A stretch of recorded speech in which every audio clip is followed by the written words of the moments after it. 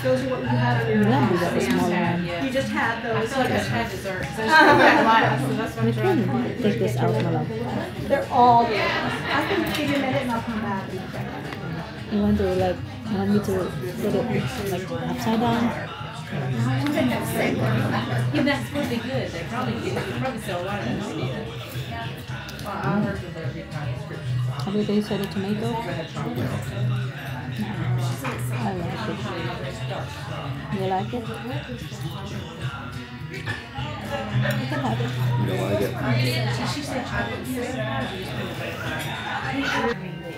We're having barbecue bacon burger. Yun guys, tignan nyo naman. So, well done siya. And then, chips. Ganun din kay Ken. Let's eat. Hello.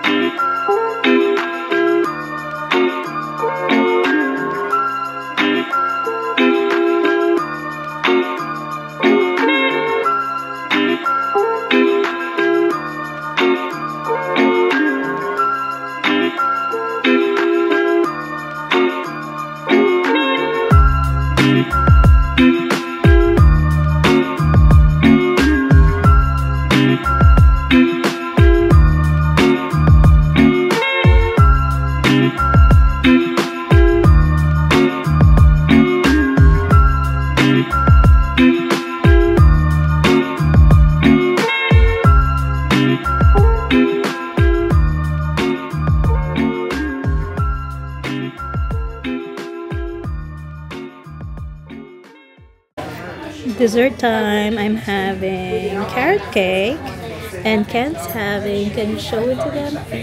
Peanut butter pie. Kain tayo guys. Guys, tapos na kami mag-lunch and malap.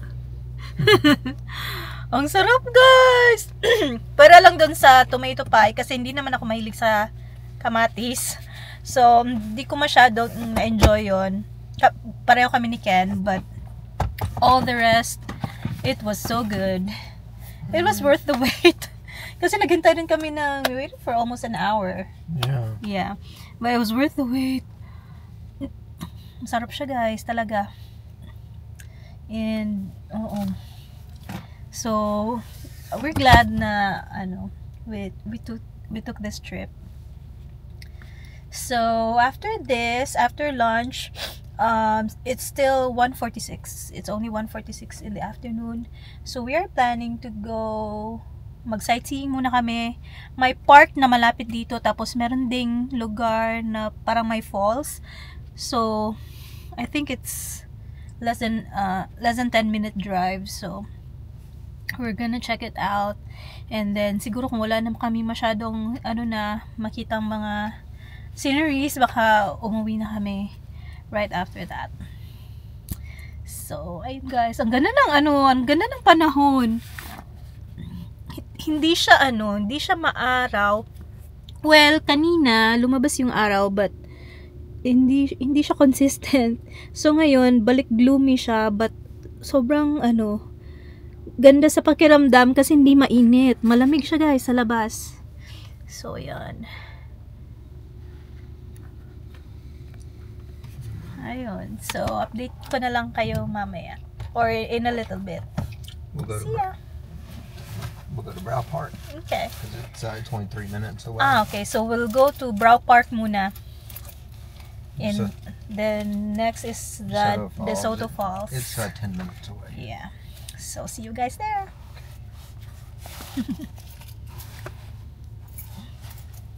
Is this it? Yeah. Dito na kami guys. Parang ano lang siya. Tawag nito parang space na may ano, may upuan, nga ganyan. Pwede ka mag-hangout dito. Hindi siya yung parang may entrance na parang ganyan. Ano lang, para lang makapag-relax. Ganyan, tingin sa ano, overlooking. So that's basically it. And parang merong mga cabins dito. I'll show you. Ayan. So pwede ka atang hindi ko alam kung bahay to or I don't know. I'm not really sure. So, ayan, may mga bahay-bahay dyan. So, yeah. Looks nice. What do you think, my love? Tsara kaayo. Yeah, looks nice. Papunta na kami ng De Soto Falls. Ito yung daan, guys. Medyo ano siya. Paliko-liko. And elevated na kasi ito na lugar. And tingnan niyo yung mga ano, yung mga dahon. Sobrang ganda ng kulay.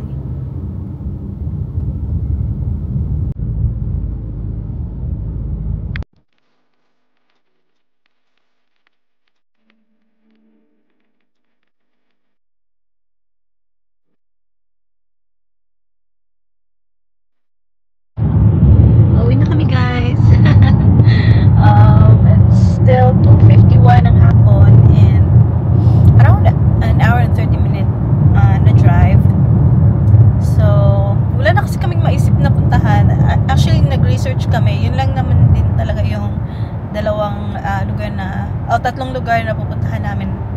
Yung restaurant, tsaka yung dalawang park. And then, we're good. Very countryside siya yung feel. Parang ano, very relaxing. Yeah.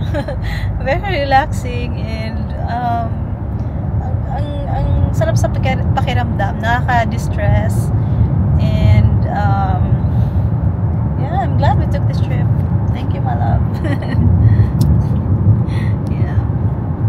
So, we'll be home before it gets dark. So, which is good kasi ayaw naming mag-drive ng yung medyo ng sobrang late. So, yeah. So, I'll update you guys later. Hindi ko pa alam kung lalabas ulit kami hindi ko alam kung lalabas kami for dinner mamaya. But, I'll update you guys later. Hi, nakauwi na kami actually. We got home an hour ago. Pagkarating namin, umupo lang kami dito sa dining table, tapos napahinga. And so, we arrived 4:30, so it's now 6:30. Oh, 5:30 pala. So, busog pa kami guys. Sobrang heavy ng ano namin, ng lunch. Hindi nga kami nag-snacks in between. Yung baon namin, hindi namin nakain. So, ayun. And we might just eat something very light tonight kasi hindi pa talaga kami nagugutom. So, Ken's here. Nag-edit ng mga photos namin. So, ayun. Ayun lang guys. Medyo nakakapagod yung trip, but it was nice. And nag-enjoy kami.